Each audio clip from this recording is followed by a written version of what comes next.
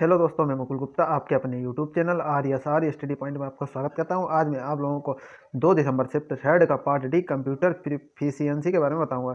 ठीक है, तो इसमें पहला प्रश्न हमें इस प्रकार से दिया है। क्रोम ब्राउजर में इनकॉग्निटो प्राइवेट यानी कि मोड में एक नई विंडो खोलने के लिए निम्नलिखित में से किस कीबोर्ड शॉर्टकट का उपयोग किया जाता है? पहला ऑप्शन दिया गया कंट्रोल+N, दूसरा दिया कंट्रोल+Shift+N, तीसरा दिया Alt+Shift, वो तीसरा दिया Alt+Control+N, चौथा दिया Control+P। तो हमारा देखिए इसमें दूसरा वाला ऑप्शन सही हो जाएगा, जो Control+Shift+N दिया है।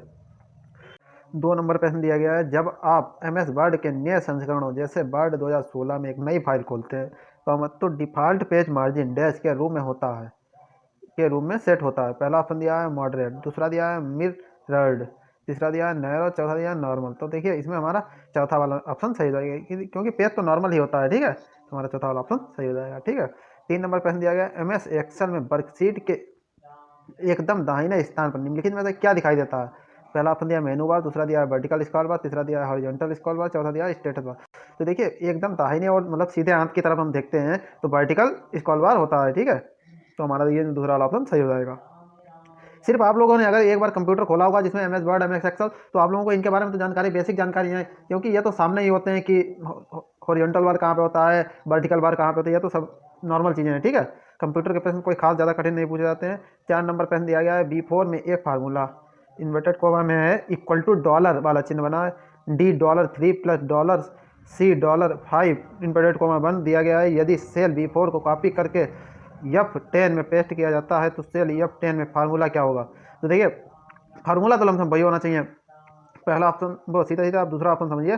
दूसरा ऑप्शन दिया है इक्वल टू डॉलर। ठीक है, $3 प्लस $C F5। तो देखिए उसमें फार्मूले में क्या हो जाएगा? फार्मूला देखिए B4 को कॉपी करके F10 में पेस्ट किया जाता है तो सेल F10 में फार्मूला क्या हो? फार्मूला तो वही रहेगा। फार्मूले को जैसे हम किसी को चीज़ को पेस्ट करते हैं यानी कि कॉपी करते हैं, ठीक है, और कहीं पे पेस्ट कर देते हैं, यानी कि मैंने ये चीज़ यहाँ से उठाई वहाँ पर रख दी, तो उसमें कोई बदलाव होना होगा।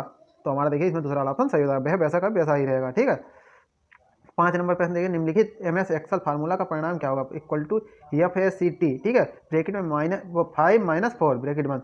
पहला ऑप्शन दिया 120, दूसरा दिया 96, तीसरा दिया 1, चौथा दिया 24। तो हमारा देखिए इसमें तीसरा वाला ऑप्शन सही हो जाएगा कि 5 में से 4 घटाएंगे तो बचेगा तो एक ही, चाहे FACT लिख दो चाहे कुछ भी लिख दो, वो तो एक ही बचेगा। ठीक है, लमसम।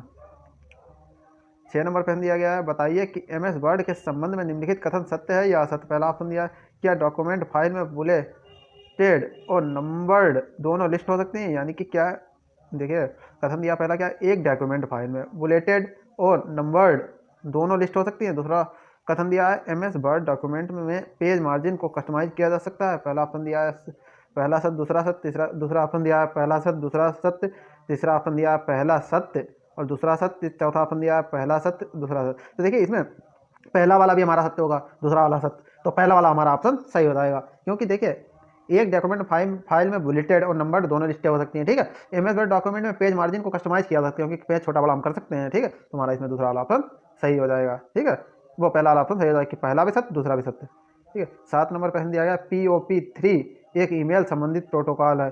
POP3 में संख्यात्मक मान 3 क्या दर्शाता है? पहला ऑप्शन दिया है POP का हेडर आकार, दूसरा दिया है POP में करेक्टर रो की संख्या, तीसरा दिया है POP में कोड की संख्या, चौथा दिया है POP का संस्करण। तो हमारा देखिए चौथा वाला ऑप्शन सही हो जाएगा, यानी POP का संस्करण। 8 नंबर प्रश्न दिया है, निम्नलिखित में से कौन सा एक वेब सर्च इंजन नहीं है? पहला ऑप्शन दिया है बिंग, दूसरा दिया है गूगल, तीसरा दिया है सफारी, चौथा दिया है बायदू। ठीक है, बायदू। तो हमारा देखिए इसमें तीसरा वाला ऑप्शन सही हो जाएगा कि वेब सर्च इंजन क्या नहीं है? सफारी नहीं है। ठीक है, बिंग भी आपने सुना होगा, गूगल भी सुना होगा, ठीक है, बायदू बहुत मुश्किल सुना होगा जैसे, लेकिन ये भी होता है। ठीक है, यानी कि वेब सर्च इंजन क्या नहीं होता है? सफारी नहीं होता है। सफारी गाड़ी सुनी होगी आपने। ठीक है, 9 नंबर प्रश्न दिया गया, निम्नलिखित में से कौन सा कीबोर्ड शॉर्टकट MS वर्ड में एक खुली फाइल को सेव करने के लिए Ctrl+S के समान होता है? पहला ऑप्शन दिया है Ctrl+F5, दूसरा दिया है Shift+F5, तीसरा दिया है Ctrl+F12, ठीक है, चौथा दिया है Shift+F12। तो देखिए MS वर्ड में एक खुली फाइल को सेव करने के लिए Ctrl+S दबाया जाता है। इसी के समान देखिए चौथा वाला ऑप्शन हमारा सही हो जाए कि यानी कि Ctrl+S की जगह हम दबा दें Shift+F12। ठीक है, तो अभी हमारा ऑप्शन ये वाला चौथा वाला ऑप्शन सही हो जाएगा, यानी इसकी जगह पे Ctrl+S की जगह पे हम Shift+F12 दबा सकते हैं। ठीक है, किसी फाइल को सेव करने के लिए। 10 नंबर प्रश्न दिया गया है, MS वर्ड के हाल के संस्करणों जैसे वर्ड 2016 में होम मेनू के तहत पैराग्राफ कमांड समूह के भाग के रूप में निम्नलिखित में से कौन सा नहीं दिखाई देता है? पहला ऑप्शन दिया है नंबरिंग, दूसरा दिया है मल्टी लेवल लिस्ट, तीसरा दिया है चेंज केस, चौथा दिया है बुलेट। तो हमारा देखिए इसमें तीसरा वाला ऑप्शन सही हो जाएगा, यानी कि चेंज केस नहीं दिखाई देता है। ठीक है, देखिए आज मैंने आप लोगों को यानी कि 2 दिसंबर शिफ्ट थर्ड का भी पेपर हो गया। ठीक है, अब इसके बाद हम अगर मिलते हैं अगली वीडियो में। आज के लिए इतना ही। अगर कोई भी दिक्कत आ रही है, यानी कि कोई भी प्रश्न में या कोई भी प्रश्न आपको नहीं आ रहा है, तो आप लोग मुझे कमेंट कर सकते हैं, मैं उसका उत्तर देने का प्रयास करूंगा। ठीक है, अगर कोई भी दिक्कत आ रही है तो आप मुझे कमेंट कर सकते हैं। अगर वीडियो अच्छी लगी है तो लाइक करें, एक दूसरे को शेयर करें। ठीक है, क्योंकि देखिए आप लोग शेयर करेंगे तो हम लोगों को थोड़ा सा लेवल बढ़ेगा, तो हम लोगों में थोड़ा सा उत्साह जागेगा और भी हम वीडियो लाने की कोशिश करेंगे। ठीक है, मिलते हैं अगली वीडियो में। आज के लिए इतना ही, धन्यवाद।